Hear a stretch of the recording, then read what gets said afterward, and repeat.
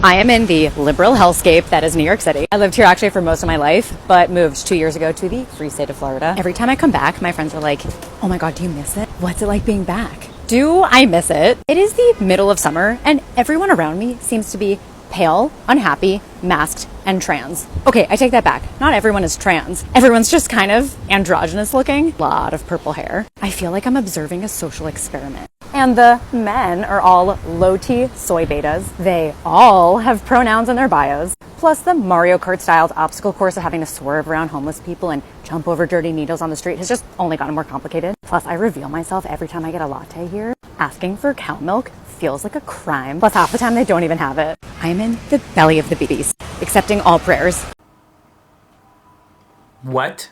Alright, well, as a lifelong New Yorker myself, I feel compelled to respond to her lukewarm takes. So let's break down her political pet peeves over NYC. Florida. Every time I come back, my friends are like, oh my God, do you miss it? What's it like being back? Do I miss it? It is the middle of summer and everyone around me seems to be pale, unhappy, masked, and trans. Okay, I take that back. Not everyone is trans. Everyone's just kind of androgynous looking. A lot of purple hair. I feel like I'm observing a social experiment. First of all, if you didn't miss it, why'd you come back? Simple question. The tickets are expensive and JFK has a lot of traffic, honey. We would not have missed you. We wouldn't have missed you. If you're gonna make a fuss when you're here, just don't bother. Secondly, I don't think we're considering enough the context of her disdain. Why would someone leave a liberal haven like New York City for something like Florida? I mean, judging from her timeline, she definitely wasn't part of the cohort of essential workers defending the city during the height of the pandemic. And in fact, her anti-lib take is to taunt the people who make this city great, taking them for granted and calling them some sort of social experiment. And all of this coming from a representative of the party that never forgets 9/11 or its essential workers. The men are all low-T soy betas. They all have pronouns in their bios.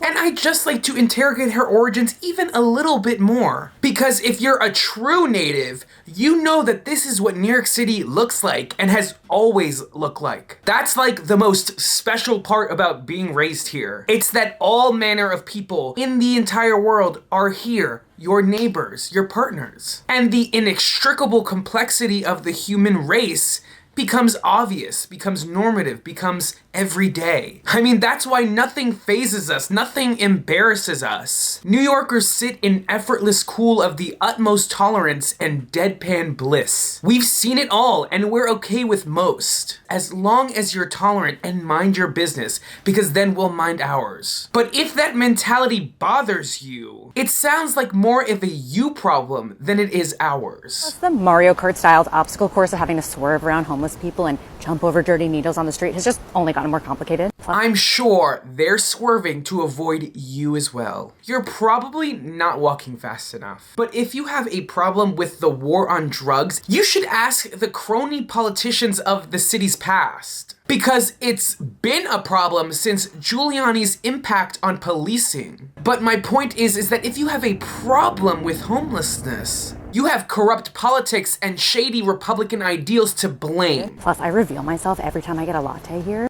Asking for cow milk feels like a crime. Plus, half the time they don't even have it. I am in the belly of the beast, accepting all prayers. But frankly, you know and I know that at best, this is just a disingenuous rebuttal by someone who is not from the community or does not care. I bet she was one of the thousands of bourgeoisie transplants, or the thousands of money folks who 2 years ago abandoned the city at the onset of the pandemic. They took the easy way out and opted for their vacation homes outside of the city, leaving those who had nowhere else to go to tend to the epicenters of the pandemic. And that's what upsets me about these videos, because at the end of the day, there are other issues like infrastructure, inequity, and climate change that more imminently threaten the livelihood of the city. But it's the lukewarm takes of Republicans like Lauren Boebert who divert attention to rhetorical objections and Big Apple scarecrows. And these viral bouts and political takes around pale skin, pronouns, and coffee are not the conversations that New York City deserves. That storm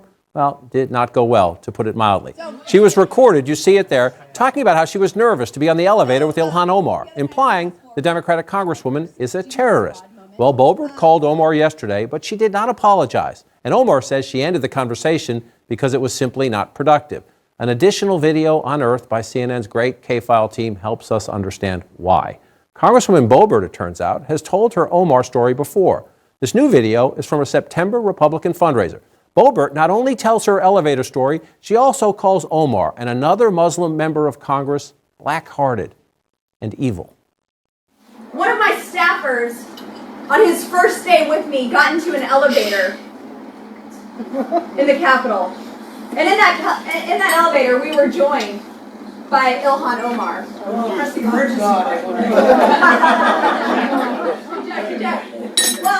it was just us three in there, and I looked over and I said, well, look at there, it's the Jihad Squad.